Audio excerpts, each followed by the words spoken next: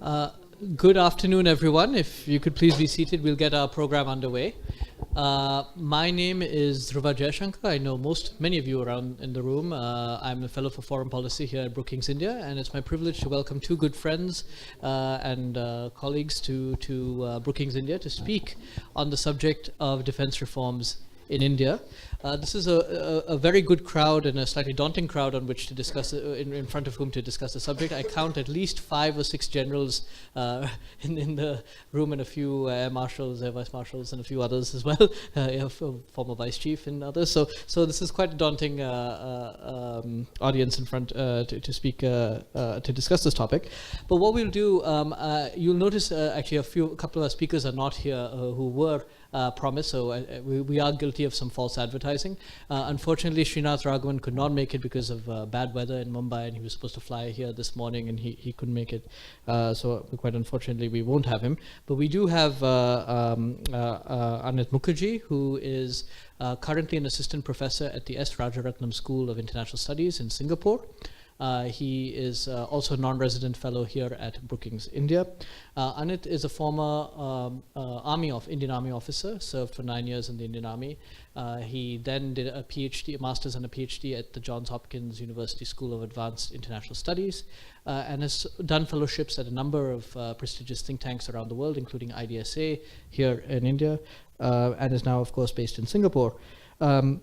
His work largely focuses on civil-military relations and other aspects of Indian defense reforms. He's published in several peer-reviewed journals, and he has not one but 2 forthcoming books coming out in the next couple of years, one with Oxford University Press on civil-military relations and one on defense reforms. To my left is Walter Ladwig, who is also familiar to many of you who follow these issues. He's written quite prolifically on a range of subjects related to South Asian security. He has a PhD from Oxford. He's currently at King's College London, where he's a lecturer. And his work covers issues such as counterinsurgency, interstate conflict, and other aspects of security issues. He's written journal articles and book chapters on subjects including cold start and Indian Navy doctrine and naval expansion as well. So what we're going to do is I'll turn it over to Anit, who will give a few remarks, and he'll have a PowerPoint slide, so I'd suggest you follow that. After which we'll turn to Walter for some comments, and then we'll open it up for discussion involving all of you. So over to you, Anit. Thank you, Dhruv. It's excellent to be here. When I went to Mao, to the army, kind of like to war college, among the first thing that I did was stand, and immediately as I stood on top of a lectern, there was 2 Jawans who came with this big stand-up thing so that I could see properly, become a really short man. But this is a good lectern to be at. It is good to be here. It's good to see so many friends and people I've actually interviewed and learned from. So if there are any mistakes in anything I say, it's the fault of people around you, right? I mean, it's just the interpretation I have. It's an excellent opportunity to be here, so a big thank you. I'll start with my own personal interest, right? I mean, I got interested in this topic when I was doing a paper for a class at the Johns Hopkins about why does India undertake this process of defense reforms. So in 2008-09, I came to India and I interviewed a lot of people. I met Arun Singh, among others, K. Subramaniam at that point of time, and I got interested in this process of defense reforms. And since then, it's been a very rich intellectual journey, right? Because each of my interviews, each of my interactions have been personally and intellectually enriching and fulfilling. Because I've always learned something from whosoever I've spoken with. And I spoke with anyone who gave me their time. I spoke with bureaucrats, I spoke with politicians, I spoke with military officers, anybody I could track down. It was a lot of backbreaking work because you basically get stuck in Delhi traffic and try to check the AQI index every hour or so that you're not struggling for it. But it was also personally a very enriching experience. So that informed me to undertake this work at IDSA. And IDSA was a fantastic home for this project. I spent 2 years there and I learned a lot. We did a few events back then. And I think it really triggered the conversation in some ways, in my head at least, about why does India undertake defense reforms, or the process of the way it has undergone. Today, I'll speak to you in 3 sequences. Firstly, thinking conceptually about what is defense reforms, who undertakes it, why is it undertaken. 2 is statement of the problem or the problems, so as to speak. And again, all these are informed on my interpretation of my interview. So I could be completely wrong. So if at any stage you think my interpretation is completely off base or absolutely wrong, feel free to say, that's not true, we have changed a lot. So I would kind of learn from that. So a statement of the problem, where I start with conceptually, how do you make strategy?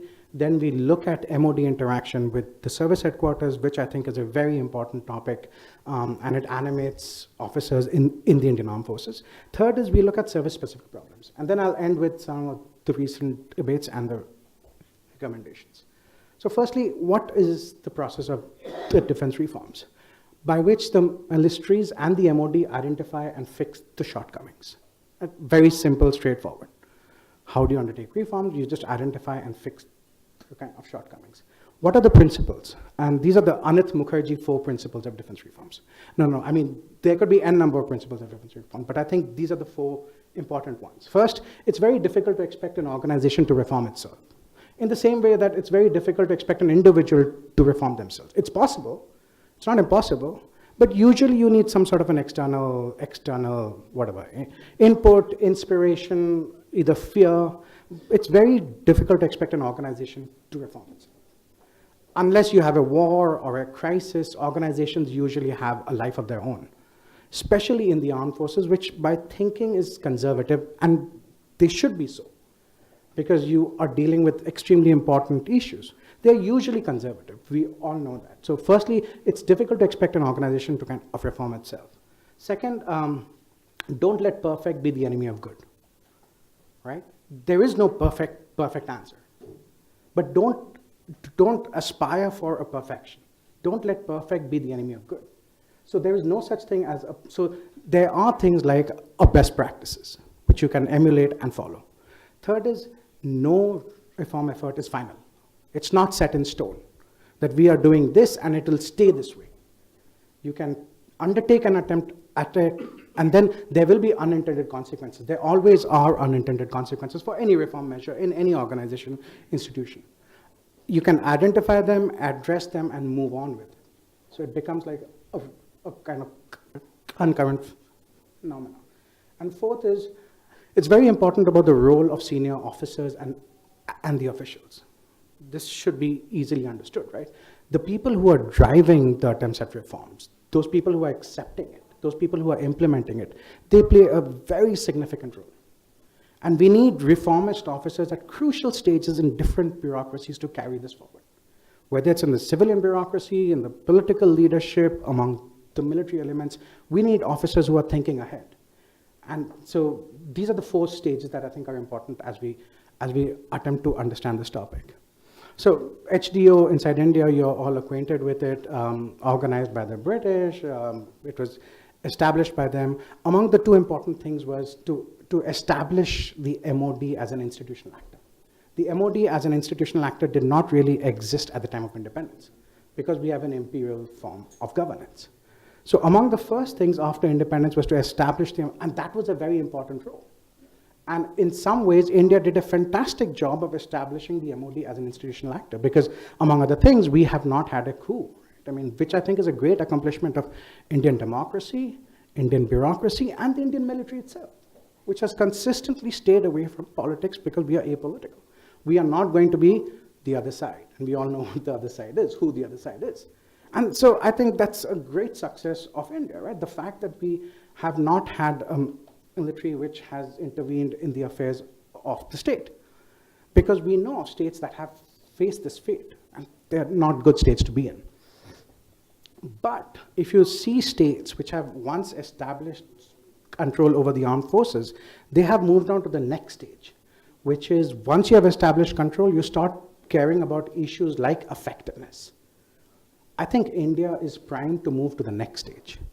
The army is no longer, or I don't think will ever be, a threat to Indian democracy. Perhaps post-independence, one could have imagined it, right? I mean, you can't rule it out. I don't see evidence of it, but perhaps one could have imagined it because it was so common all over the world. It was not just Pakistan and Myanmar, it was Turkey and South America and Africa, all over the world. India is an exception. One could have imagined it that at that point of time. In this day and age, forget about the people saying that we won't accept it. The army itself will not accept it. There'll be people from the army who will stand up and push back any army person, I don't think it will happen. So I think India is primed to move on to the next stage, which is to kind of debate about topics like effectiveness. And effectiveness is a major concern, and I would go back to that later. So in my kind of, in the archival research I undertook, I saw evidence that even the architect of India's kind of institutional architecture was arguing pretty quickly that we have a dysfunctional system. And he was advising us, whether in the MOD or in the army or even among elected officials, that look, you have a pretty much a dysfunctional MOD. You need to have a joint staff, you need to have a CDS. And he was advising us in private, and he was advising our prime ministers. And this is from Nehru to Indira Gandhi to Shastri. He was advising us time and time and time again through his letters that, look, you need to have a joint staff, you need to have a CDS, you need to have an integration between the MOD and the service headquarters, because I see it as a dysfunctional system. But the architect of India's kind of system was undone by the practice, because by 60s, people were agreeable to the arrangement that we had. And I would kind of go back to that later. I'm not going to talk about the history of this because I think you are acquainted with it. So you're acquainted about post-62, mid-1980s, we had the DPS experiment, and we have individuals here who were associated with it. I mean, it was a really extremely interesting experience where they tried to create a joint defense planning staff and how it was undone because of opposition from the services, among other elements.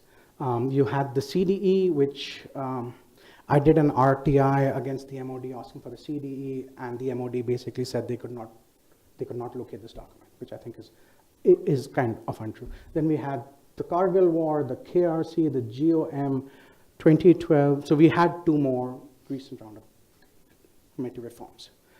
The last two, I have interviewed people who were on it, but I don't have access to the committee report.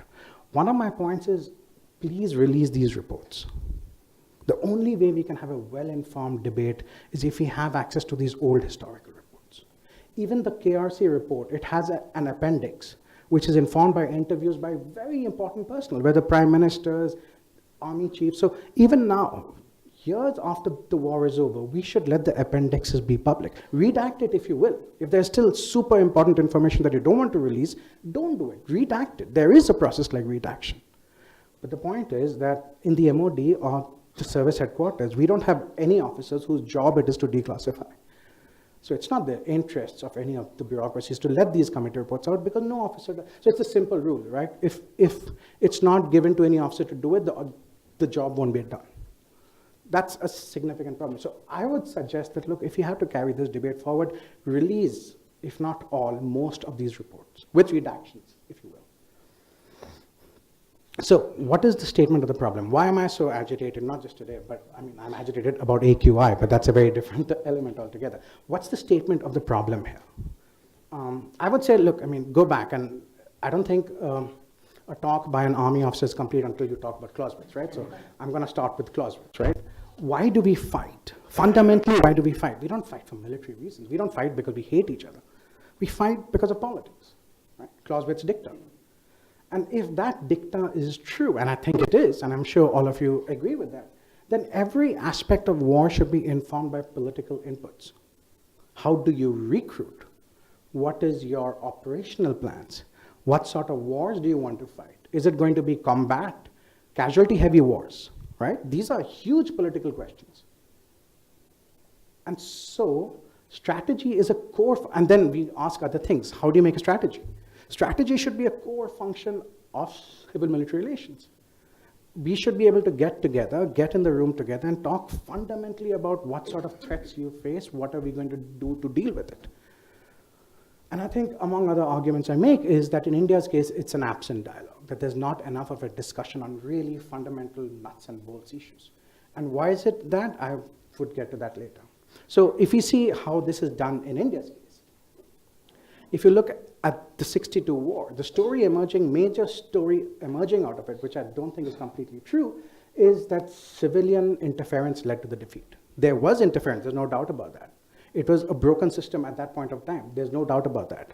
But it is not true that only the interference led to defeat. There are other factors also, and others have argued that too. But the point is, as a consequence of that 62 war and that story being told, civilians largely eschewed from interfering in those affairs that they consider to be in the domain of the military. So this is your domain. We are not going to interfere in your domain. This is our domain. You're not going to interfere in our domain. That was the agreement that we came to. Military will not interfere in the state. It will not overthrow the state. But they'll have a fair bit of autonomy in their own internal activities, which is training, doctrine, force structure. There's a fair element of autonomy inside the armed forces. And this is true for all of our wars, whether it's 65, 71, IPKF, and even in the counterinsurgency operation, except for the use of area weapons, where there was interference on that, because they said, I don't think you should be allowed to use artillery or aircrafts. This was different during Kargil, where there was a clear directive, you will not cross the LOC. So they came in very harshly and said, okay, we have had these intrusions, but you'll not cross the LOC. But that was informed by other larger diplomatic goals, right? And the problem with this arrangement is during the time of a war, when a war breaks out, it's too late to think about strategy. When a war breaks out, you're firefighting. When a war breaks out, you fight with what you have. And you pay for the neglect that you have had for the last 10, 15, 20 years. So people look at Kargil and say, it worked wonderfully during those 2-3 weeks. Yes, it was supposed to work wonderfully because it was a crisis. Everybody would come together when you're faced with a crisis. That's not a surprise. But it was not working wonderfully for the last 10 years before Kargil. And that we can see very clearly, right? I mean, Admiral Bhagwat's instance, it was a pretty divided MOD and the service headquarters. And so I don't think we should look at when war breaks out, people work wonderfully well together. That's too late. When war does break out, everybody will obviously chip in. It's what happens 10 years before the war. Because that's the important 10 years where you think about doctrines, where you think about training, where you think about mindsets, where you think about capabilities. These take years and years and years and years to develop, as all of you well know. And then I'll kind of end with this. And then, so if you look at examination of where do the civilians involve themselves with strategy making inside India, right? Where do the civilians come in? And I can't think of any other example than this, right? Which is the best. So they don't really involve themselves with the formation strategy. So you see the ex-NSA statement saying, I'm not the best judge of whether or not a mountain strike corps is the best answer to the Chinese challenge on the border. You are the NSA. You got the approval for the mountain strike corps. And you're walking back from it. Walking back from, I'm not the best judge if this was the best answer. Actually, you should be owning it. You should be saying, I was convinced by my advisors that this is the only best answer. Because the point is, we still don't know if it's the best answer. When we look at technological trends, when we look at manpower costs, it's not just the manpower costs, it's manpower costs, pension costs, healthcare costs, cantonment building costs. Is this financially sustainable in the long run? And we have people here in the room. I mean, Anit is here. I mean, he's dealt with financial planning. I don't think it is financially sustainable. I don't think that the world of warfare is going down that road. I think if, on the contrary, you can make a pretty convincing argument about drones warfare and technology and precision-guided weapons. But this requires, I'm saying this requires some serious thought. It can't be just left to, and so I'm not surprised that the ex-NSA, and he's a fantastic person, but he kind of basically ended up saying, I'm not sure if this was the best strategy we could have adopted. Well, you advised the PM to approve of this, the CCS basically to approve of this. So you basically own it, you should own it or something. What does this mean? So structurally, I'm arguing there's an absent dialogue in India's case, which is there's a lack of expertise. You're all aware about this. There's a lack of expertise within the civilian bureaucracies. And this goes back into the IAS system. Two is there's strong bureaucratic control that most of the financial approvals, and they have changed over the years, but they still require approval from the MOD, right? I mean, if you have to send officers abroad or undertake training courses or exercises, you still need MOD approval. And third is there's autonomous kind of military. This is paradoxical, I'm completely aware. Strong controls, autonomous military does not really work together. But this is the way it is. That when we examine issues like education, PME, if you examine that in the military, there's a fair degree of autonomy within the military to conduct the PME as the dean said. And that has good consequences, bad consequences also. I could speak about that, but I don't want to go down that road because I am aware that I'm under a time limit. But the point I make is this arrangement or this model that we have in India has an adverse impact on the military effectiveness of the Indian military. This should be a stop the press kind of hypothesis.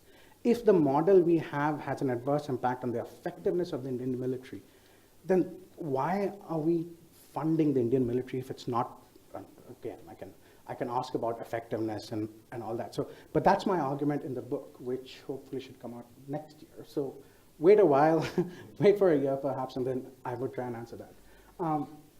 But now we talk about the statement of the problems, right? First is the management of the military. All of you are aware about the IAS generalist system, right? I mean, as much as I argue that the IAS generalist system is in part, it creates issues with the effectiveness of the Indian military, I have others who stand up and say, it's not just the effectiveness of the military, it's the effectiveness of every single Indian institution, whether it's urban planning, whether it's culture, because this is sort of, in this day and age, it is no longer applicable, should not have. And we do know that the IAS officers themselves have been talking about a domain expertise. But perhaps that's a conversation we ought to indulge in. And two, we are also aware of the considerable tensions that exist between the MOD and the service headquarters. And there is a narrative that we are under bureaucratic control and not political control. This is a very popular term which you will find in use in kind of articles, that we are not under, so it's not as if we are being controlled by the elected officials, it's the bureaucracy controlling us. Except when I interview former RMs, they basically tell me they like this bureaucratic control because they cannot distinguish good military advice from bad military advice, and they get both. They also say, oh, when a chief changes, suddenly one chief would say something, other chief would say anything else. How do I distinguish good military advice from bad military advice? So they like to have the MOD as a sounding board. What I would argue is, yes, the MOD is important, but the MOD needs to have more expertise within it to be an effective sounding board. And then the other argument is that the MOD is actually the least transformed bureaucracy since independence. If you have one JSPIC handling international cooperation worldwide, and the world has opened itself up to India and it wants to deal with India on various levels, it's difficult. It's super competent, super patriotic, super capable, but it's difficult. You need to have an office of political military affairs in the MOD itself. That should have officers from the armed forces and the MOD to actually engage, not just diplomatic, because it's an important aspect of India's engagement with the world. Least transformed bureaucracy. And we also are aware of the MOD and service headquarters kind of tensions, right? I mean, it's a constant theme. It's almost kind of a disdain towards the Babu, so as to speak. So as I go to like CDA, Naval War College, Army War College, and I speak, and it's an honor to be there because it's fantastic to go and speak to your own friends, colleagues, and kind of seniors. So every time I've enjoyed the experience. But invariably, the number one refrain I get is the problems is with the bureaucracy, the problems with the elected officials. And I'm saying, yes, there is an element of that. But actually, a significant part of the problems are with the military itself. But the one thing is, oh, disdain towards the bureaucracy. And I don't think that's healthy, because this attitude will have consequences into the future. If colonels today do not respect the civilian control that we have, 10, 15 years from now, those colonels will be generals, and that will have consequences for how this interaction will play itself out. It's very important to have a healthy understanding. It's extremely important to teach them at these educational institutions about Indian Constitution, about the Indian state, about the way it functions, and what is good about the Indian state. And there's a lot that is fantastic about the Indian state. So there is a demand within the military to integrate the MOD with the service headquarters. What does this mean? I can go back to this later. Service-specific problems. I might just go over a little bit through. I might just go kind of 10 minutes. You're all aware about this issue of CDS, or the permanent chairman of chiefs of staff. People have argued about this from the late 80s, or in fact even earlier than that, that we need to have a CDS or a permanent chairman chief of staff. That term is kind of more. So, but that should not be seen as a silver bullet. It's not as if you appoint a CDS or a permanent chairman and everything will be okay. It should be seen as the first step towards integration, right? Because it's not just about appointing the office. It's also about about analyzing what does the office actually entail, the powers of the office. Is this just a ceremonial appointment? Is it a glorified CISC, right? I mean, or not? So if you were to do this and say, I have done the biggest transformation in the Indian military in the last 60 years and wash your hands off, that would not be helpful. You cannot appoint an officer and not give this person the powers and walk back and say, I've made the biggest transformation of the Indian military. That would be counterproductive. You cannot do a naam ke vaste defense reforms. If you really have to do it, it has to be substantive defense reforms. And then the other issues of joint commands. And here I'll give a quick example about this, and you're all aware about this. And I kind of analyzed this because, among other things, I was interested in Andaman and Nicobar Command. So I interviewed the kind of Sincans, Arun Singh, others at that point of time. When they appointed a joint command, it was thought of as an experiment, a template for replication. It was thought of as an experiment that would succeed because it's not just one joint command. Arun Singh himself said, it's not just we thought of one joint command, we thought of joint commands all over India. But we thought we would give it a chance. And what we do know is after 15 years, this experiment was not allowed to succeed.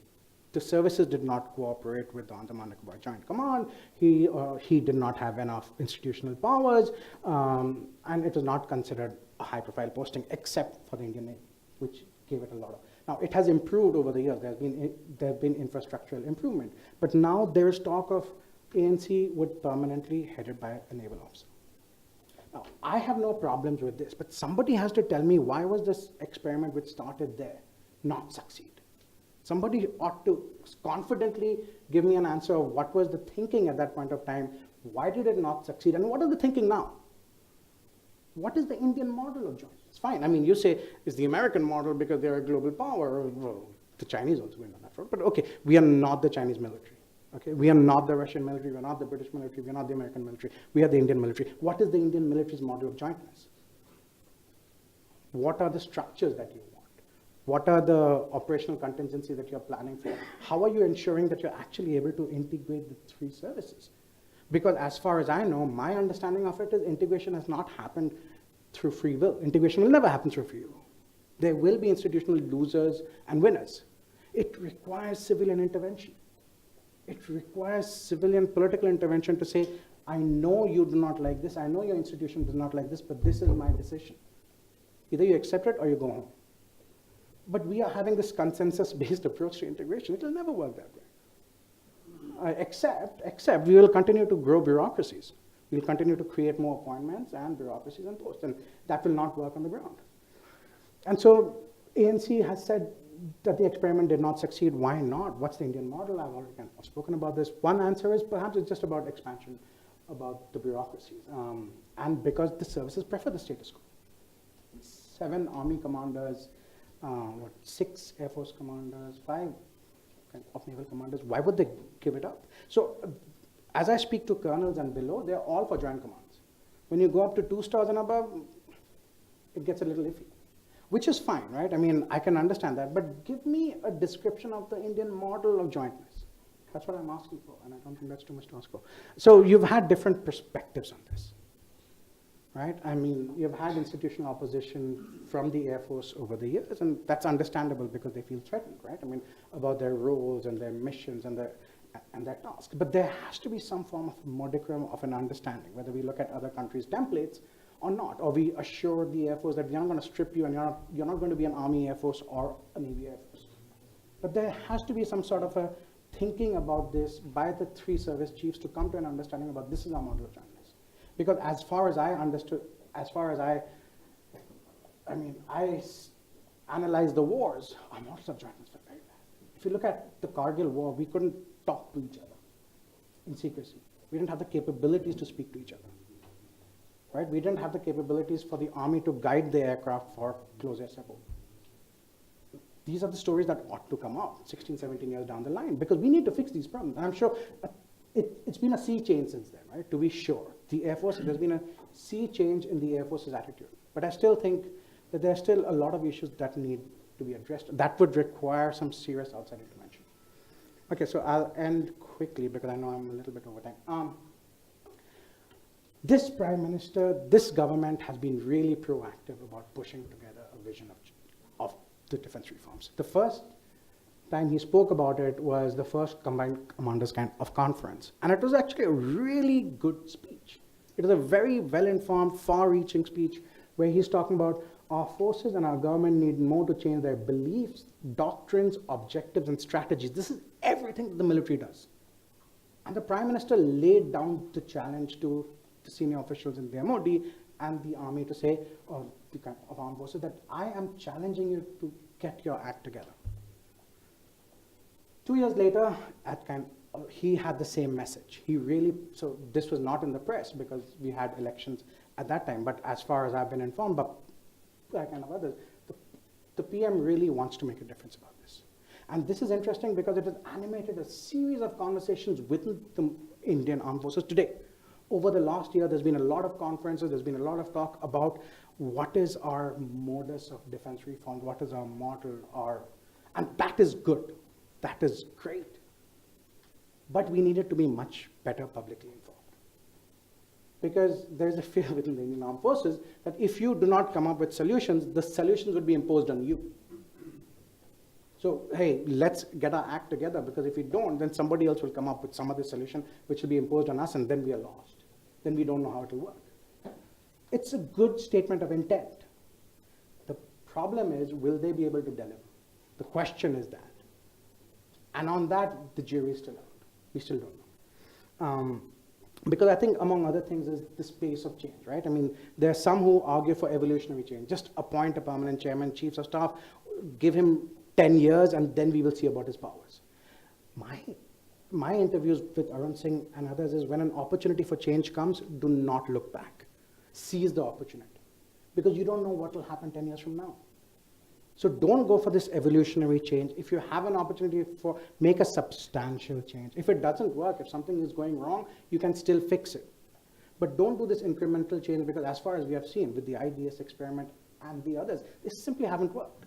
The Andaman Nicobar Command, for instance. Secondly, do the services understand each other? This is a really fundamental question. Does the Army have a fair understanding of the Air Force and vice versa? I am not so sure. This is something that others have to understand.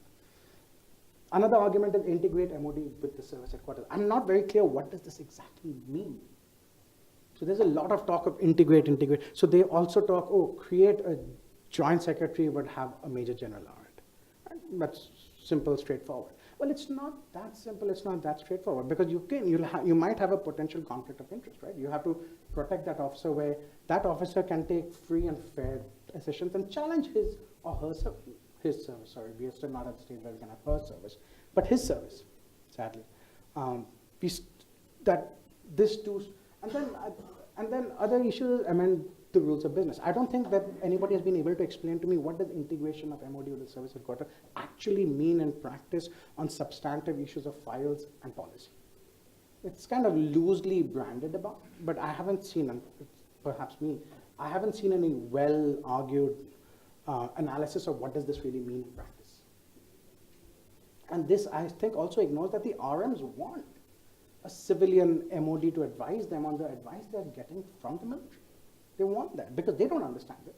They know about elections. They know how to fight and win elections. They don't understand the nitty-gritty of naval domain or Air Force operations or Army tactics.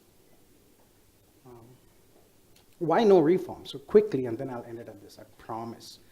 So three things. One is perhaps it's because of the expediency. That the elected officials think, look, we have this model norm of non-interference. If we interfere in the affairs of the armed forces over their head, it will have dangerous consequences. We might lose at the elections. So let this issue continue. Two is a lack of expertise among both MOD officials and the elected officials. Third, an assessment that the system is doing well enough. That the system that we have in India is well enough for the threats that we face. I think in this day and age, that might have been true, let's say, 2-3 years ago, but I think it's time to change this assessment. I think there are significant threats that India faces, a two-front threat, for instance. And if we were to end badly, if any of them were to end badly for us, I think there'll be a significant downgrade in India's international capabilities and ambitions. Two, America is sort of, I wouldn't say a declining power because others have bet on American decline and lost, and lost, and lost, and lost.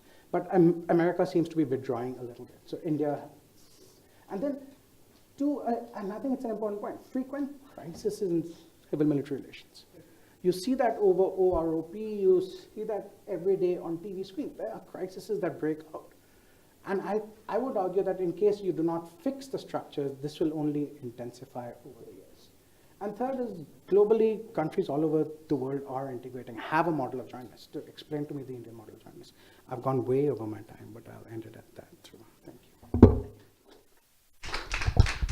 Anit, I want to bring Walter into this conversation, but first I thought, you touched upon this a little bit at the end, but when I go to different places around the world, whether it's the US or Southeast Asia or Europe or Japan or other places, they look at India and they say, look, here's a country which is the 5th largest military spender, has 2nd largest standing army, it's a nuclear weapons power, it has a blue water naval capability, it has strong civilian controls, it's a professional military, and it's battle experienced, right? So it's actually a military that fights. It has had, of course, we've had our 1962s, we've had our IPKF interventions, but equally we've had our 1971s, we've had our... So if you look at in a sort of comparative context, while you described in some ways you made a very persuasive case for the need for reforms. Why is this this is good enough? How would you counter that? Because I mean, in many ways, if you look at India's standing, it's not nearly as sort of dire as one could make a case for evolutionary reforms rather than the revolutionary. That's a great point. That's a great question. So I don't think it's only about wars and outcomes. Effectiveness is also about processes, right? So if we look at, let's say, our counterinsurgency or our equipping policy, right? We have big questions mark about the INSAS. If we get to the granular analysis of, let's say, bulletproof jackets, ammunition stockings, or even as a personal experience myself, right? I mean, as a junior captain in Kashmir, our radio sets were not as good as the militant's radio sets, very clearly. I mean, this is 1999. And so if you look at all those issues, if you look at the granular issues and you, examine how India is doing in its wars, sure, the big picture, yes, it is good enough. But the problem or the point is that when push comes to shove, if the balloon goes up, is it good enough when faced with a crisis? And I would argue that if we have these problems, that could be a potential for us not to do well. Look, I'm all for the bravery and the sacrifice of our junior officers and men, and that it would carry India through. But even if we examine things like Kargil war, right? How many people did we lose? I don't think we have a fair understanding of, even my own work. So I was looking at the martyr, like the list in the army of headquarters. My accounting of it was 931 casualties. The government in the parliament said 527. I think in part because there's a discrepancy between MO branch figures and AG branch figures. But when I spoke about this and I did an article about it in the Caravan, within 2 days the army headquarters brought down the website, right? So if you kind of look at the granularity of the wars, I think there's a problem with this effectiveness rate. So I think it is important to address, right? We might still not do badly in war. Perhaps we may still win, but perhaps we could save more lives if we get these right. Thanks. I want to bring Walter into this conversation a little bit, particularly in a comparative context. Other militaries have undertaken reforms, the US military being one. Former Defense Minister Parakar, of course, was well versed in the Goldwaternichols process and reforms. But what lessons can India derive from the experience of other countries? Thanks, Dhruva. So what I thought I'd do was step back a little bit from the specifics of Anit's presentation and say a little bit about what we know from academic and historical study of defense innovation and defense reform in other countries to, as Dhruva suggested, see what we can we can put forward as perhaps usable inputs.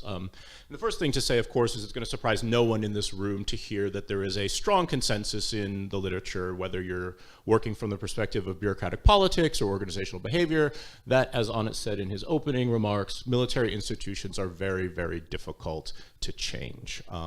Like most entrenched bureaucracies, in fact, they're quite change averse, and there's good reason for this. I mean, we establish institutions to provide consistency, to provide routine. They develop standard operating procedures. They develop organizational cultures, and that leads to favoring kind of traditional ways of doing things over necessarily fostering kind of innovation and new thinking. That being said, there are a couple of key catalysts that have been identified time and time again of things that can drive change and can drive innovation. And the first of these three is failure. Any organization that fails has to sort of come to grips with, or is often prompted to come to grips with, the reason why. And in a very real Clausewitzian sense, military organizations that sort of fail to adapt or adjust may disappear. And so to take the American context, failure was a very, very important catalyst of some of the reforms that we saw through the context of Goldwater-Nichols. So if you'll permit me just kind of a brief historical digression, the Vietnam War, it is really hard to speak about the American war effort in Vietnam without much of a smirk, in the sense that there was not a unified American war effort for much of the war. The three services were largely fighting independent wars. So you had the MACV ground commander, the commander of military assistance command Vietnam, who largely oversaw 500,000 ground troops who were supporting and operating with the Army of the Republic of Vietnam. And then you had two largely disconnected air wars being fought, on the one hand by the Navy and the other by the U.S. Air Force. The Navy command ran back through Pacific Command in Hawaii. Air Force generals sitting in either Japan or Washington, D.C. were taking very big decisions, even in the special operations community, long before JSOC was ever created. Army Special Forces were training Vietnamese irregulars, Navy SEALs were riding small boats up and down Vietnam's little rivers. I mean, nothing was centrally coordinated short of the office of the US president, and of course, Lyndon Johnson, whatever his other wonderful strengths, could not run a war on a daily basis. Halfway around the world. So the failures of inter-service coordination in Vietnam left a lot of scars on the institutions. And this was followed by a number of high-profile failures subsequent to this. So there was an attempted rescue effort using special forces to free American citizens who were trapped in Iran following the Iranian Revolution that famously failed in the desert. U.S. intervention in Grenada in 1984 again displayed all of these kinds of problems of the Navy and the Army and the Air Force being able to, even as Anit suggested, basically communicate. And this built political pressure in the United States for the reforms that we call the Goldwater-Nichols Act. And one of the key things that this reform did was to really centralize military control. So a lot of authority and a lot of responsibility that used to independently rest with the service chiefs were then transferred to the Joint Chiefs of Staff. The position of the chairman of the Joint Chiefs of Staff, which largely had historically been a very weak position, had been a kind of coordinating title, was very significantly empowered excuse me, at the expense of the individual service leaders. And I'll come back and I'll say a bit more about Goldwater-Nichols in just a second. So the first catalyst then, and really big catalyst for change, is failure. The second is potential opportunities on the flip side for organizational growth. Like any kind of bureaucratic organization, military organizations, bureaucracies are keen at times to expand, to grow, to gain more resources or gain more influence. So there are historical episodes where change was sort of induced or driven by the opportunity for military institutions to move into new areas, to develop new competencies that will raise their prestige and increase their share of resources. And then the final driver of change in military organizations, as Anit suggested, is external intervention. And from kind of a comparative historical standpoint, this means specifically intervention by civilian political leadership, whether it's kind of a president or prime minister, parliament, or perhaps a minister of defense.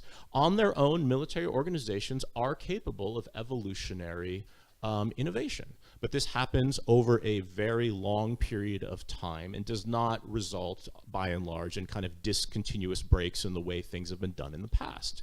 The military historian Williamson Murray basically argues that for revolutionary change to come to military institutions, you need top-down leadership.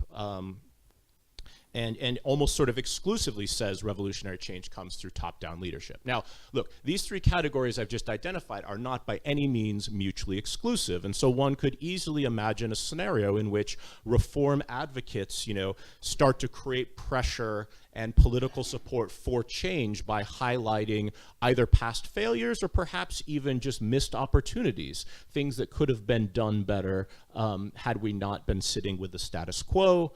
These advocates would work then to look at ways in which resources could be creatively deployed to help overcome resistance within bureaucracies to change, and of course, all have this process driven through top-down leadership. And I just want to say a couple more things about this kind of civilian intervention phenomenon, because it is a very common theme and a common trend throughout a lot of the academic study of innovation. And indeed, a number of scholars of military organizations suggest that real discontinuous change happens when civilian leaders intervene into institutions and kind of force a redirection or reprioritization of their tasks. And as Barry Posen, MIT professor, has demonstrated in his canonical work, and again, as Anit has suggested, this process of innovation and transformation is very frequently assisted and facilitated by the presence of so-called maverick senior military leaders. So people who are within organizations who understand the institutional structure, but also understand the need for change or some kind of reform. And these officers provide the technical expertise that civilians need. They provide the kind of specific bureaucratic insights that are necessary to bring about change and to implement the ideas that these civilian leaders have, because of course they're not going to be as detailed as is necessary to implement. So this certainly suggests, again, as Anit mentioned, that contemporary reform advocates need to identify and foster partners for reform, both in the armed services and within the civilian bureaucracy. Deborah Avant is a scholar who looks at military innovation, who's taken Posen's ideas and kind of gone to the next level and looked not only how do you bring about change, but how do you sustain and institutionalize it. And she really focuses on the need to create pathways and incentive structures within organizations. So it's one thing to say we have a new way of doing things. You need to provide people incentives to do things differently, and those incentives really come down to career pathways. So you need to be able to reward people for doing new things. So again, in the context of Anit's presentation, it's not just about making the changes, but you've got to make the incentive structures for individuals within the institution to embrace these new ways of doing things. And so returning to Goldwaternichols, it's one thing to sort of strengthen the joint staff with respect to the services. One of the career promotion pathways that was established was if you want to make flag rank, you have to do at least one joint tour. So you have to do one tour outside your service. If you want to become the head of your service, you have to have done at least two. So this transformed, this change in personnel policy had the effect of transforming the joint staff, which up until that point had been a backwater. This is where you sent your second-tier dead-enders to kind of ride out their time.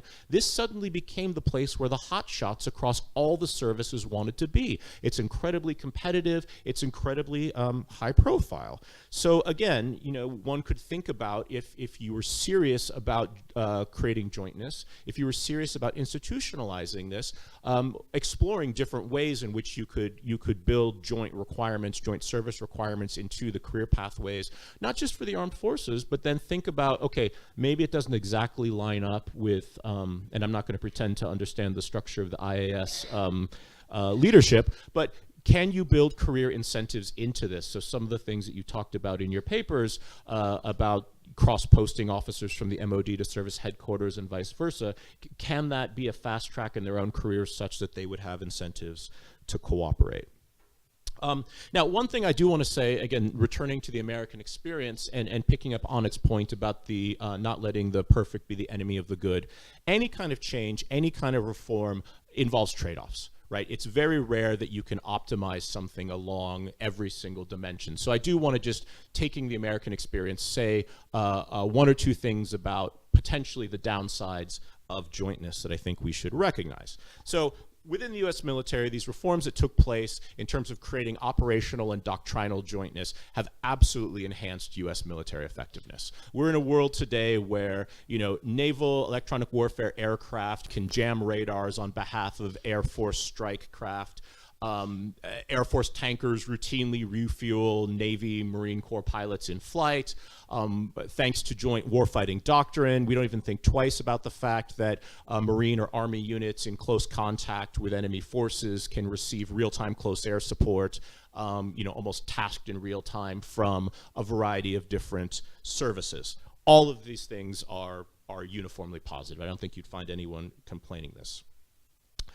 At the higher levels, however, jointness has brought about a degree of cooperation and coordination in the three armed services in the US in the way that they attempt to kind of understand and respond to American security challenges, which on the one hand sounds very good, and perhaps it pushes out inefficiencies and redundancies, but it's not uniformly a positive development. So in the past, before Goldwaternichols, we'd see, at least in the US context, open conflict between the armed forces, in a bureaucratic sense, of course, not actually shooting at each other, but open conflict. The Army would be challenging the Air Force's strategy. The Navy would be pointing out that, you know, we don't need the two of you services, and they'd critique each other's plans and budgets and so forth. That was actually really good for civilian control of the armed forces, because some of these things that Anit was talking about in terms of civilian leaders maybe not being equipped to understand and critique and tell good military advice from bad. Well, when one armed force has dug over, you know, the other's budget and is pointing out all of these things that they don't think are necessarily good, that helps.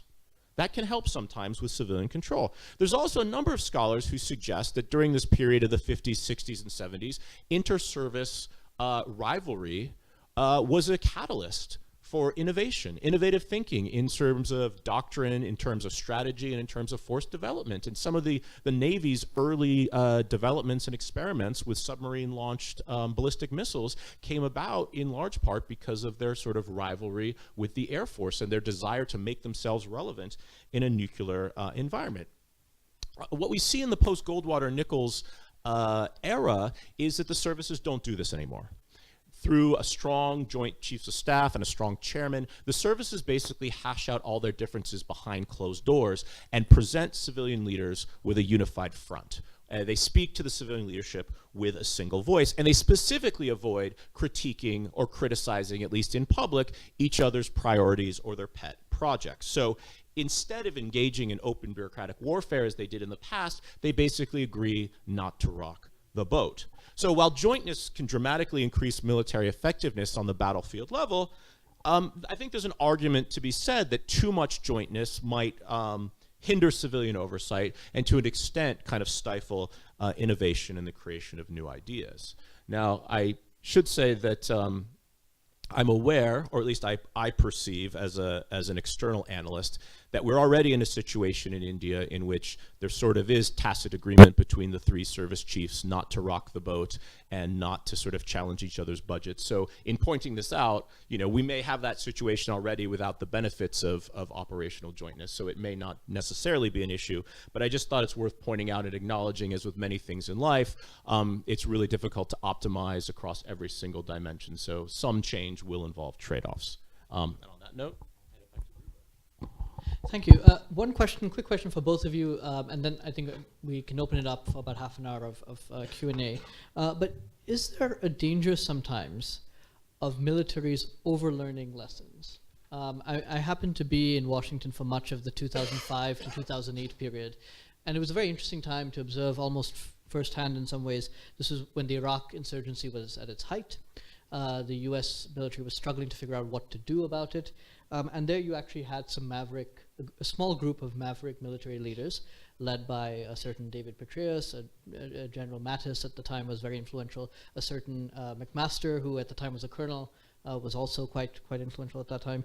And a small group came together and said, look, we need to solve this problem. It led to the creation of a new field manual. Which actually led to changes in PME, in professional military education and training, which actually led to changes in equipment procurement on the ground, which to some degree, and again, different people give different amounts of credit, helped to stem the tide in the Iraq War in 2007-8. At the same time, those same lessons were then applied to Afghanistan, and were not met with the same level of success for a number of factors that perhaps had nothing to do with, it had to do with the regional environment, with cross-border safe havens and so forth. But is there a lesson sometimes of militaries being these large bureaucracies, when they do learn the right lessons, of actually overlearning those lessons that mean that, particularly given India's context, where we have the prospect of a two-front situation, where lessons that are actually useful in one context are not useful in another? I'll let Walter.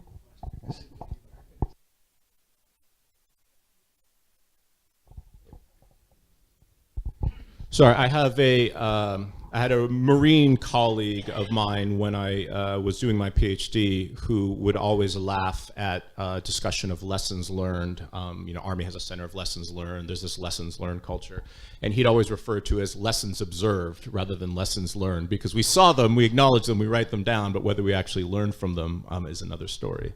I think there's a fine line. I mean, you could probably point to situations in which last warism dominates, and whatever the insights were that was taken from the last war are sort of routinely or rote applied to another situation. But I'd say that does not necessarily mean we're talking about a learning organization, because a learning organization learns lessons from its outcomes, but also looks and tries to think about how to kind of routinely, or how to apply or not those to a new adapted situation. So I know that a lot of the media coverage, for example, looked at Iraq, look at 2007, saw the combination of the surge plus the awakening in Anbar that led to a massive tamping down of violence, and then said, oh, now we're having the surge in Afghanistan, and the surge will be the thing.